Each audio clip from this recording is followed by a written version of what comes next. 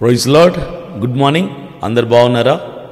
ప్రతిరోజు మీ అందరి కొరకు మేము ప్రార్థన చేస్తున్నాము. డైలీ ప్రామిస్ ద్వారా ఒక నూతన వాగ్దానంతో, నూతన వచనంతో ఇలా అనుదినం ఉదయకాలం మీ ముందుకు రావటం నిజంగా మాకెంతగానో సంతోషం. ప్రతి నూతన దినాన నూతన వాగ్దానముతో మనం బలపరచబడటం అది మనకెంతగానో క్షేమం, మనకెంతగానో ఆశీర్వాదం. చాలామంది ఈ మాట వాడుతూ ఉంటారు, ఈ రోజంతా ఏ పని జరగలేదురా, బ్యాంకుకి వెళ్తే లోన్ రాలేదు, ఉద్యోగానికి ఇంటర్వ్యూ కోసం వెళ్తే ఇంటర్వ్యూలో ఫెయిల్ అయిపోయాను, వేరే వాళ్ళని అమౌంట్ అడిగాను, అక్కడికి వెళ్తే అమౌంట్ చేతికి రాలేదు, ఏ పని కూడా సరిగ్గా జరగలేదు, అన్నీ ఫెయిల్ అయిపోయాయి, పొద్దున్నే లేచి ఎవడి ముఖం చూశాను ఏమో. ఈ మాట చాలామంది వాడుతూ ఉంటారు.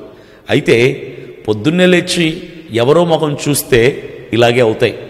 ఉదయం లేవంగానే ఆ ఉదయాన్ని ఇచ్చిన వాడు దేవుడు.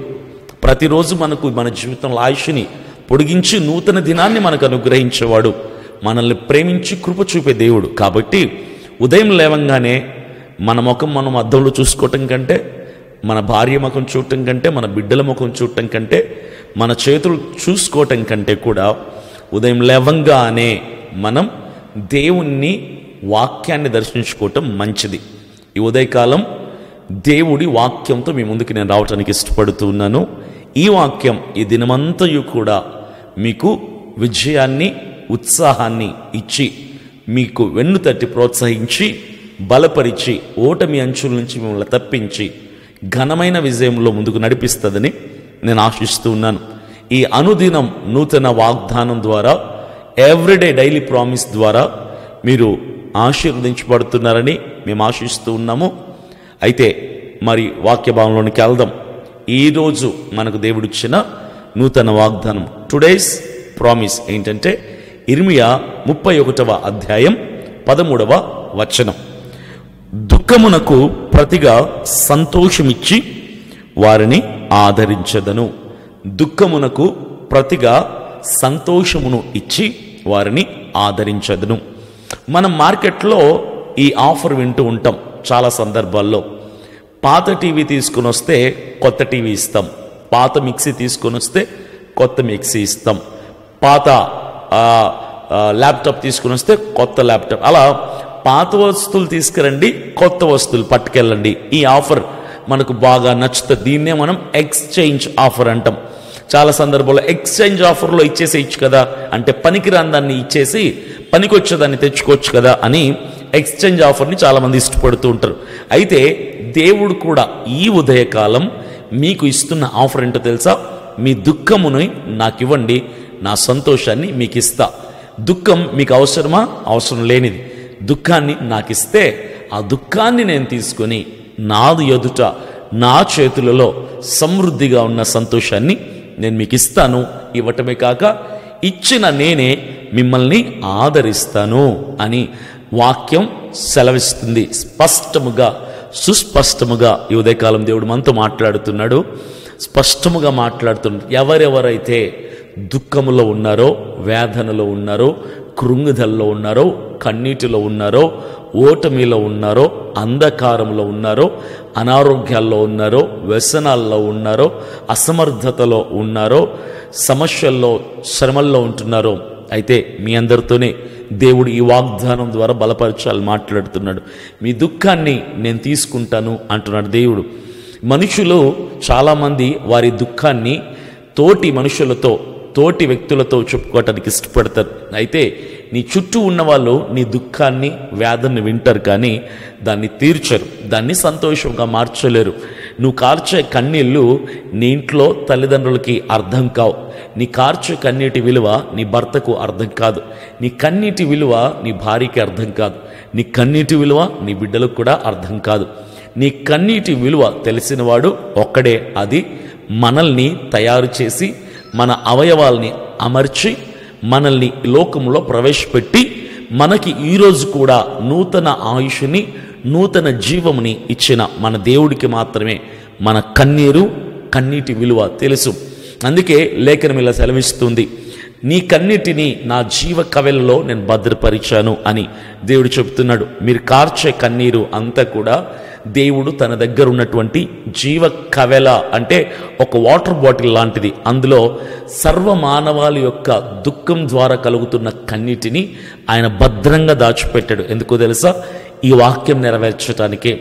దుఃఖముని నేను సంతోషముగా మార్చెదను.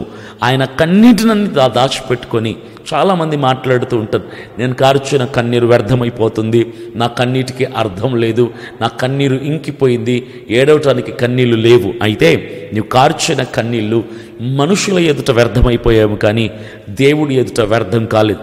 దుఃఖానికి కారణంగా కారిన కన్నీటిని దేవుడు ప్రతిఫలముగా సంతోషాన్ని ఇవ్వటానికి ఆ కన్నీటన్నిటిని కూడా జీవ కవెలలో భద్రపరిచాడు. ఎందుకో తెలుసా? ఈరోజు ఆ దుఃఖము ద్వారా కలిగిన కన్నీటిని ఆయన ప్రతి కన్నీటి బిందువుని ఆయన ఆనంద బాష్పాలుగా మార్చటానికి, సంతోషముగా మార్చటానికి, ఉత్సాహంగా మార్చటానికి. Our Lord can turn our tears into a great joy. మన దుఃఖాన్ని ఆనంద బాష్పాలుగా మార్చగలిగిన దేవుడు మన దేవుడు. అందుని బట్టి మనం అతిశయించాలి, ఆనందించాలి. మనుషులకు అసాధ్యమైన కార్యాన్ని దేవుడు చేస్తాడు. ఈరోజు నీ దుఃఖం ఏదైనా గుర్తుపెట్టుకో, ఆ దుఃఖానికి కారణమైన కన్నీటిని మన దేవుడు భద్రంగా జీవ కవెలలో భద్రపరిచారు ఇంతకాలం. ఈ రోజున ఆ కన్నీటిని నాట్యముగాను, ఆనందముగాను, సంతోషముగాను దేవుడు మార్చటానికి ఇష్టపడుతున్నారు. My dear brothers and sisters, never worry, never get discouraged and never get disappointed. Why? Because our Lord is there for you to give you happiness, to give you joy, to turn your tears into a great joy. నీ కన్నీటిని నాట్యముగా మార్చటానికి, దుఃఖాన్ని సంతోషముగా మార్చటానికి, బాధని ఆనందంగా మార్చటానికి దేవుడు మనకున్నాడు. దుఃఖాన్ని సంతోషముగా మార్చటమే కాదు, ఆయన నిన్ను ఓదార్చువాడు కూడా, ఆయన ఆదరించువాడు కూడా. దుఃఖాన్ని సంతోషంగా మార్చి మిమ్మును ఆదరించదను. ఇది ఈరోజు వాగ్దానం. మిమ్మల్ని ఆదరించువాడు ఆయనే. చాలామంది ఆదరణ దొరకక బాధపడుతూ ఉంటారు. నన్ను ఎవ్వరు ఆదరించేవారు లేరండి, నాకెవ్వరు ధైర్యం చెప్పేవాళ్ళు లేరండి, నన్ను ఎవ్వరు ప్రోత్సహించే వాళ్ళు లేరండి, నన్ను ఆదరించే వ్యక్తి నాకు కావాలి అంటే ఒకరే ఉన్నారు ఆదరించేవాళ్ళు. మనసారా నీ దుఃఖాన్ని సంతోషముగా మార్చే మన దేవుడే నిన్ను నిత్యము నీ బ్రతుకు దినములన్నీ కూడా నిన్ను ఆదరించటానికి ఆయన ఇష్టపడుతున్నాడు.